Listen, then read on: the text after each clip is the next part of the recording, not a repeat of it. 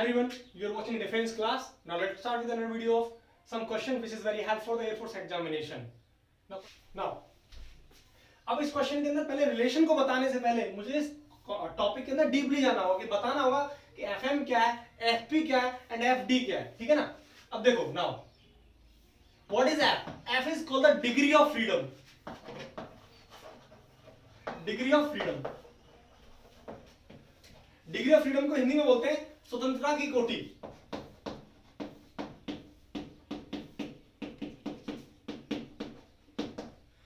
Degree of freedom generally 3 type का होता है. पहला मोनोएटॉमिक, दूसरा diatomic and third triatomic,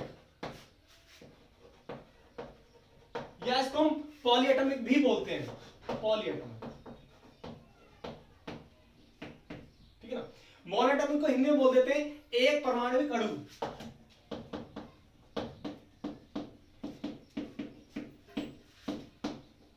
same diatomic को हम बोलते हैं द्विपरमाणुविक अणु. और ना पॉली को भी या ट्राई को हम बोल देते हैं त्रिपरमाणुविक अणु. ये होता है. ठीक है ना. ये मैं टैप्स पता लगे सब. एफ को डिग्री ऑफ फ्रीडम बोलते हैं और ये इतने टैप्स का होता है. अब डिग्री ऑफ फ्रीडम का एक रिलेशन होता है ना, एक जनरल फॉर्मूला होता है 3a - b. ये जनरल फॉर्मूला होता है डिग्री ऑफ फ्रीडम का. ठीक है ना. ये जनरल फॉर्मूला है. ठीक है. अब देखो ए क्या है यहाँ पे. ए को बोलते हैं एटम यानी परमाणु, और बी यहाँ पे क्या है, इसको बोलते हैं बॉन्ड. इसे हम बंध बोलते हैं. Single bond, double bond and triple bond. अब इस क्वेश्चन को बताने के लिए मुझे इतना तो पता लग गया कि M is called monoatomic and D is diatomic and P is the polyatomic. अब रिलेशन कैसे फाइंड आउट करना है. तो रिलेशन को फाइंड आउट करने के लिए कहीं ना कहीं मुझे एटम्स और बॉन्ड जानना बहुत जरूरी है. तो देखो मोनोएटॉमिक के लिए कितनी संख्या, मतलब एटम्स की कितनी नंबर होंगे, बी के लिए कितने होंगे. ठीक है ना. देखो नाउ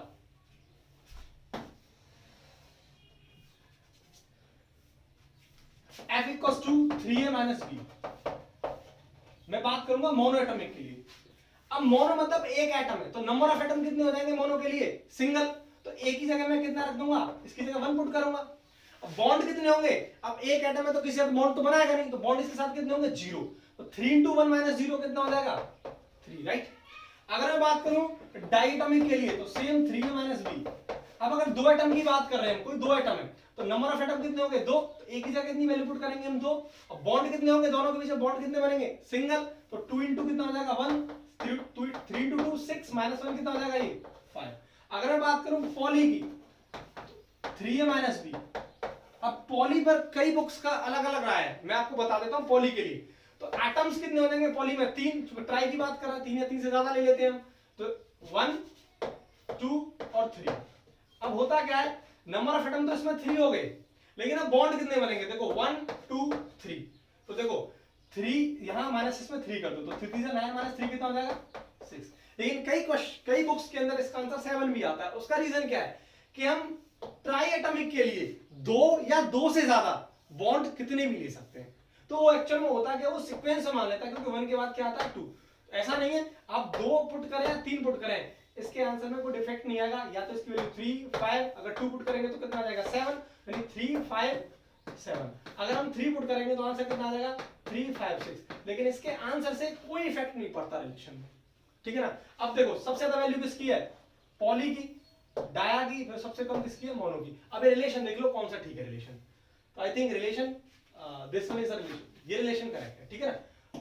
तो ये पूरा का पूरा कॉन्सेप्ट से नोट करो अच्छे से. ये पूरी की पूरी थ्योरी है ना डिग्री ऑफ फ्रीडम के ऊपर. नाउ मैं आपको नेक्स्ट क्वेश्चन की तरफ ले जाता हूं.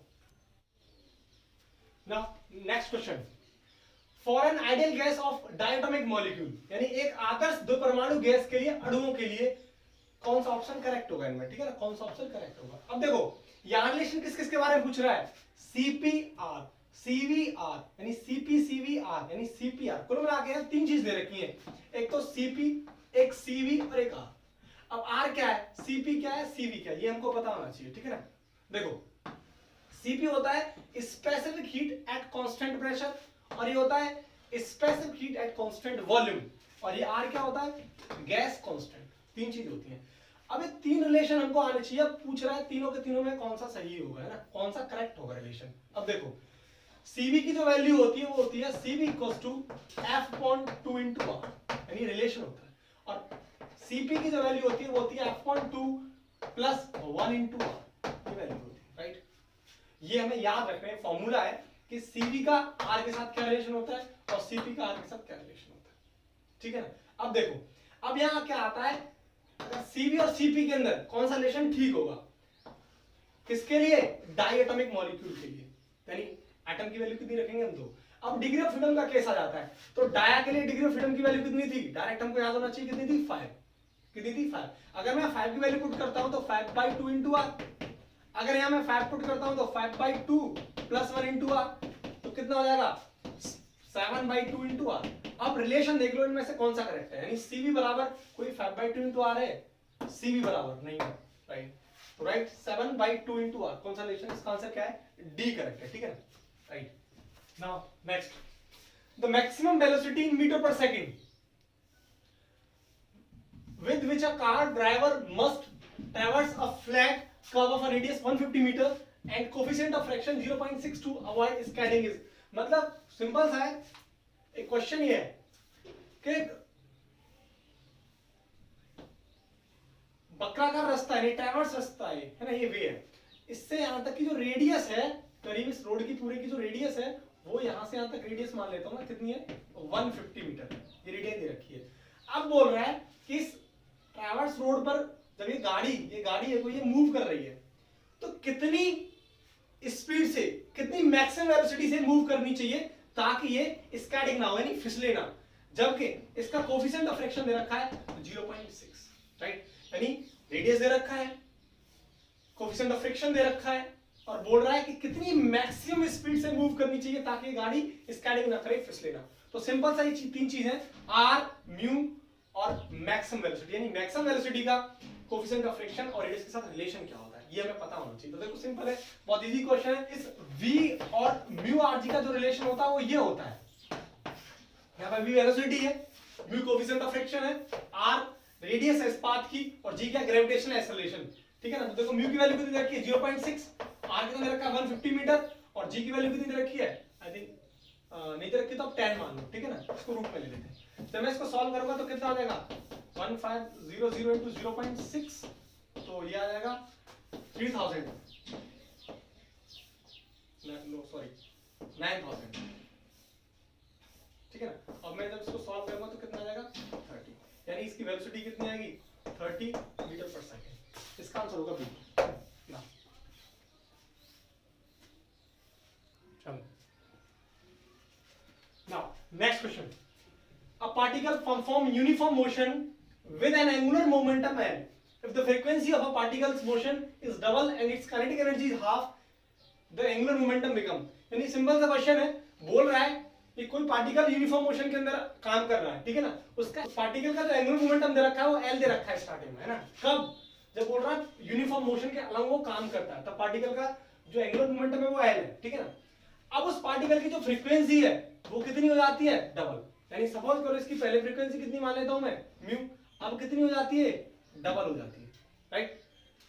अब आगे बोल रहा है इसकी काइनेटिक एनर्जी हाफ हो जाती है, यानी पहले काइनेटिक एनर्जी में मान लेता हूं ही, और अब कितनी हो जाती है हाफ। तो आगे बोल रहा है अब एंगुलर मोमेंटम कितना होगा, यानी पहले का एंगुलर मोमेंटम L था, तो अब जो L डैश मोमेंटम जो मैं बता रहा हूं ये कितना होगा, L डैश निकालना है, ठीक है ना। तो पहले काइनेटिक एनर्जी E दे रखा है, अब जब मोशन करता है तो उसका काइनेटिक एनर्जी हाफ हो जाता है, ठीक है ना। अगर इसका फ्रीक्वेंसी पहले म्यू दे रखा है, अब जाके इसका डबल हो जाता है, ठीक है ना। इसका एंगुलर मोमेंटम पहले L दे रखा है, तो बोल रहा है अब एंगुलर मोमेंटम क्या होगा जब ये मोशन के अंदर, यानी ये काइनेटिक एनर्जी और ये फ्रीक्वेंसी डबल होंगी, तब इसका एंगुलर मोमेंटम क्या होगा। तो सिंपल सा रिलेशन है energy, angular momentum and frequency का आपस में, तो एक रिलेशन है वो ये है, energy kinetic energy equals to half L into omega, where L is the angular momentum and omega is what, angular frequency, कोणीय संवेग, सॉरी कोणीय एंगुलर फ्रीक्वेंसी, ठीक है ना, राइट। अब एंगुलर फ्रीक्वेंसी की जब हम बात करेंगे तो यहाँ एंगुलर फ्रीक्वेंसी नहीं दे रखा है, उसने सिर्फ क्या दे रखा है, फ्रीक्वेंसी की बात कर रहा है। तो ओमेगा वाली टर्म को मैं फ्रीक्वेंसी में कन्वर्ट करूंगा, यानी omega equals to 2 pi mu. तो इसकी जगह मैं क्या पुट करूंगा, 2 pi mu half L into 2 pi mu. अब मेरे पास वही टर्म आ गई जो मुझे चाहिए थी, मेरे पास काइनेटिक एनर्जी आ गया, मेरे पास मोमेंटम आ गया और मेरे पास फ्रीक्वेंसी आ गया। तो यानी मुझे रिलेशन दे रखा है एनर्जी बराबर एल इंटू म्यू, यानी आपस में ये डायरेक्टली प्रोपोर्शनल है। ये वाला रिलेशन मुझे मिल गया, यही चाहिए था। यानी पहले मुझे एंगुलर मोमेंटम मिलता है इस रिलेशन से, और वो एंगुलर मोमेंटम मुझे किस में कन्वर्ट करना है, फ्रीक्वेंसी के अंदर कन्वर्ट करना है। वो मेरे पास ये रिलेशन आया था। अब बोल रहा है कि आपको क्या निकालना है ये, तो देखो मैं इसको ऐसे लिख सकता हूं E2 अपॉन, यानी यहां से सिंपल निकाल सकता हूं, देखो E by mu equals to L, right, या डायरेक्टली प्रोपोर्शनल का साइन लगा दो, इक्वल लगा दो। इसको मैं ऐसे लिख सकता हूं E2 by E1 into V1 upon V2 बराबर L2 बाई L1, राइट। अब देखो E2 कितना दे रखा है, यानी पहले इसकी फ्रीक्वेंसी E इसकी एनर्जी E दे रखी है और बाद में कितनी दे रखी है, हाफ ही। तो E2 कितना हो जाएगा, हाफ ही अपॉन ये कितना हो जाएगा E इनटू पहले फ्रीक्वेंसी इसकी कितनी दे रखी है B, और फाइनल में कितनी हो जाती है 2B, तो V अपॉन 2B L2, ये हमें निकालना, पहले कितना दे रखा है, L दे रखा है। तो ये इससे कैंसिल हो गया, ये इससे कैंसिल हो गया, तो कितना हो जाएगा 1/4 equals to L2 by L, ठीक है ना। ये L1 मान लो या L मान लो, L1 मान लेते हैं। अब मैं L2 निकालना है तो कितना हो जाएगा, L2 into 4 बराबर L1, L2 इक्वल्स टू कितना आ जाएगा, L1/4।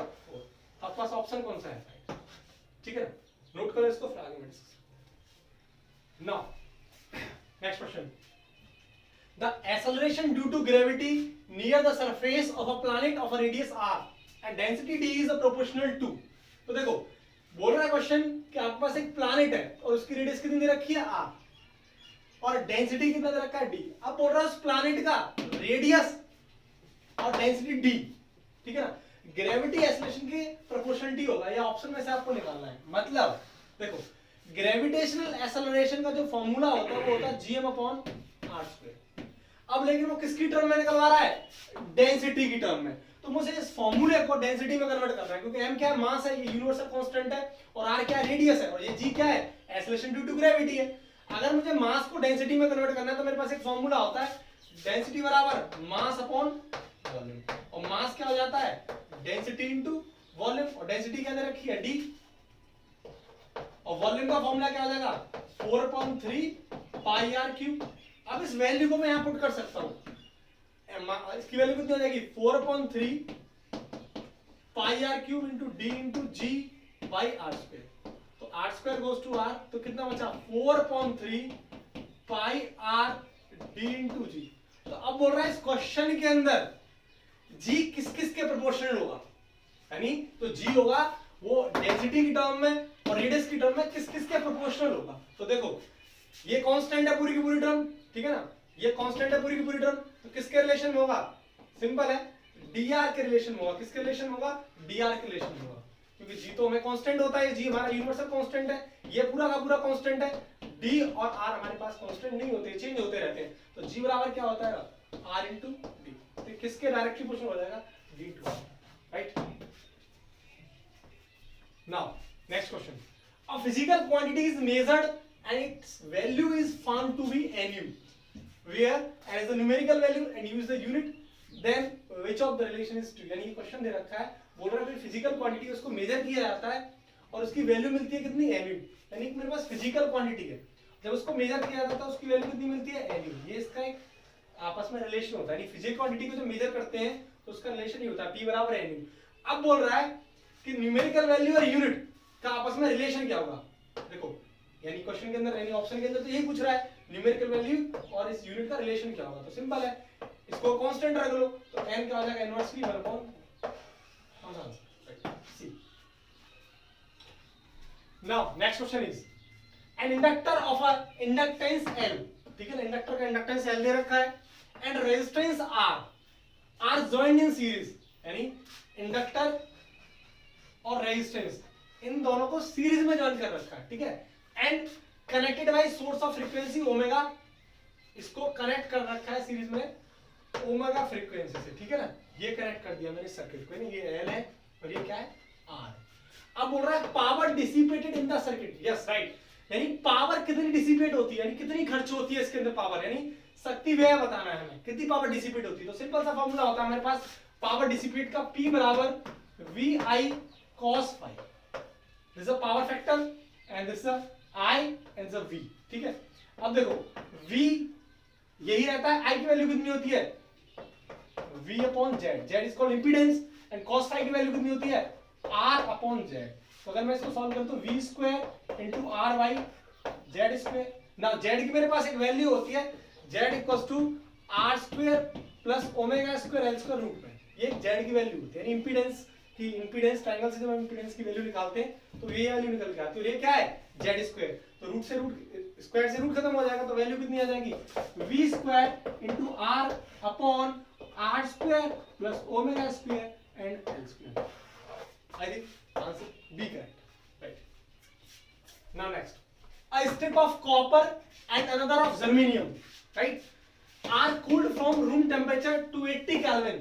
The resistance of, question बोल रहा है कॉपर की पत्ती है और एक जर्मेनियम की पत्ती है, इन दोनों को कमरे के टेम्परेचर से यानी रूम टेम्परेचर से 80 केल्विन तक ठंडा किया जा सकता है। क्या किया जा सकता है? कूल किया जा सकता है, यानी इन दोनों पत्तियों को जो रूम टेम्परेचर से 80 केल्विन तक ठंडा किया जा सकता है। तो आगे बोल रहा है रेजिस्टेंस होगा, अब ऑप्शन दे रखा है दोनों का रेजिस्टेंस बढ़ेगा या दोनों का रेजिस्टेंस डिक्रीज होगा घटेगा, या कॉपर का रेजिस्टेंस बढ़ेगा या जर्मेनियम का घटेगा, या कॉपर की पत्ती का घटेगा या जर्मेनियम का बढ़ेगा। ये अब देखो कॉपर स्ट्रिप की मैं बात करूं, ये मेरे पास एक कॉपर स्ट्रिप है, ये मेरे पास एक कॉपर की स्ट्रिप है, this is a copper strip, ठीक है ना, ये कॉपर की स्ट्रिप है, कॉपर।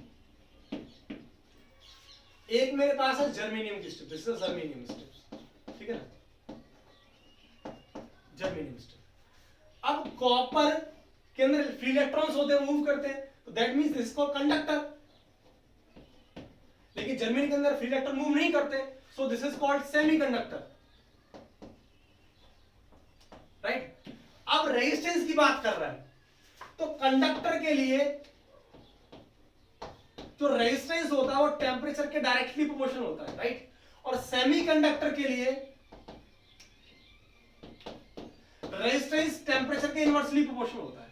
ये एक रिलेशन होता है जो कि इंपॉर्टेंट है, यानी कंडक्टर के लिए रेजिस्टेंस टेम्परेचर के डायरेक्टली प्रोपोर्शनल होता है, लेकिन सेमीकंडक्टर के लिए रेजिस्टेंस इसके इनवर्सली प्रोपोर्शनल होता है।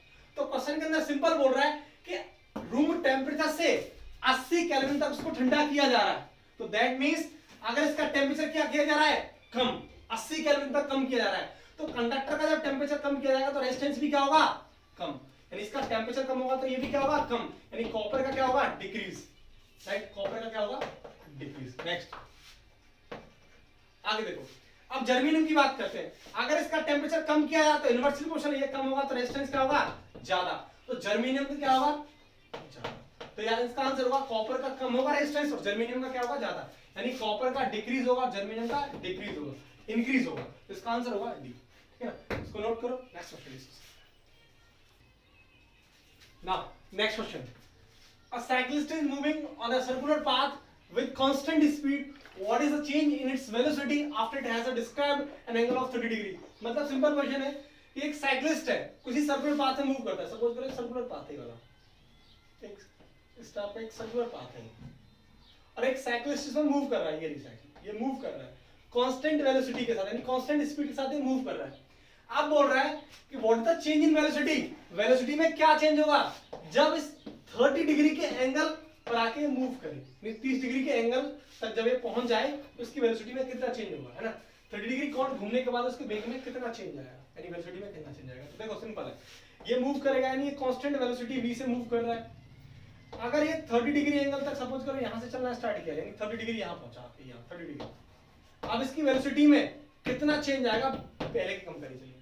तो सिंपल है, जब चेंज इन वेलोसिटी की बात करते हैं और एंगल के साथ पूछ रहा है तो उसका एक सिंपल सा कॉन्सेप्ट है, वो है delta v equals to 2b sin theta by 2। ये सिर्फ और सिर्फ तब अप्लाई होता है जब वेलोसिटी चेंज हो रही हो किसी एंगल के साथ। ये कॉन्सेप्ट तब काम करेगा जब वेलोसिटी चेंज इन वेलोसिटी, यानी वेलोसिटी चेंज हो रही हो किसी एंगल के साथ। तो देखो वेलोसिटी कांस्टेंट है, ये v दे रखा है, एंगल कितना दे रखा है 30, तो 30 बाई 2 तो ये 15 हो जाएगा, तो 2b कितना आ जाएगा sin 15, खैर इस टाइप का क्वेश्चन नहीं मिलेगा तुम्हें, क्योंकि डायरेक्ट ऐसी वैल्यू है कि जो आपको नॉन होगी या नॉन वैल्यू है। तो sin 15 की वैल्यू आती है 0.25, तो 2v इंटू 0.25, तो कितना आ जाएगा 0.50 into v।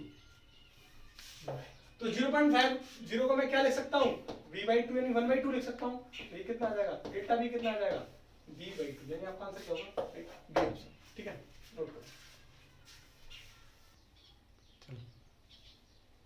Now next question, और ये क्वेश्चन बहुत ही इंपॉर्टेंट है, कई बार ये क्वेश्चन को पूछा जा चुका है। ठीक है ना, देखो the sun and the moon emits the maximum radiation at the wavelength of 5000 angstrom and 15 micron respectively.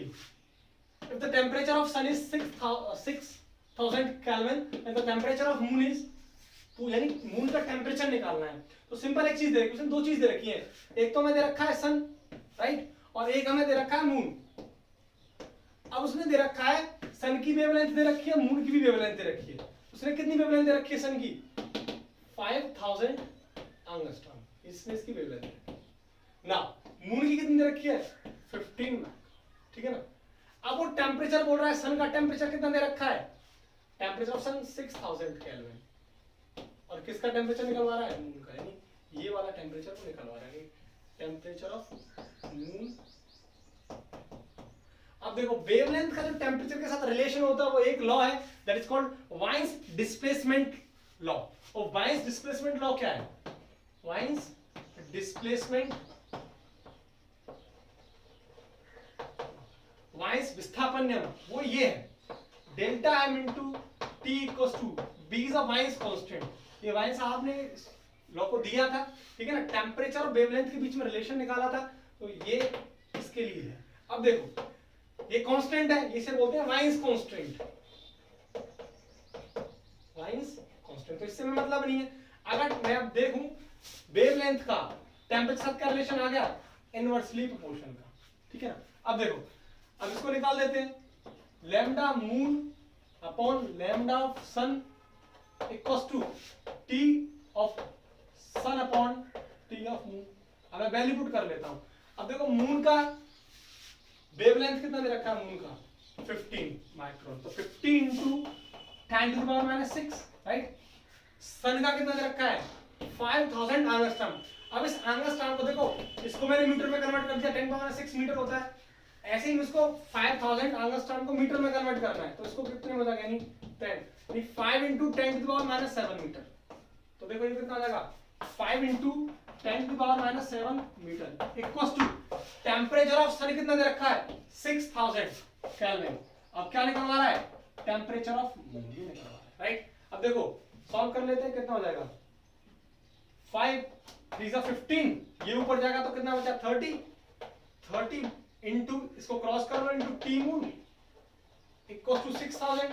अब देखो 200, यानी टेम्परेचर ऑफ मून कितना आ गया 200 केल्विन, राइट। इसका आंसर होगा 200 केल्विन। ठीक है ना, ये क्वेश्चन बहुत अच्छा है। सारे के सारे जितने क्वेश्चंस मैंने ऑलरेडी तुम्हें कराए हैं बहुत ही इंपॉर्टेंट क्वेश्चन है और बिल्कुल कॉन्सेप्चुअल वे में, ठीक है ना। मैंने पूरे क्वेश्चन को तुम्हें थ्योरेटिकल वे में समझाने की कोशिश की है, राइट। अब अगर नेक्स्ट वीडियो के अंदर भी मैं ऐसे इस टाइप के क्वेश्चंस लेके आऊंगा, कमेंट करके बताना आपको किस टाइप के क्वेश्चन चाहिए और क्या क्या सजेशन देना है, ठीक है ना। इस वीडियो को लाइक करें, शेयर करें और सब्सक्राइब करें। Thank you.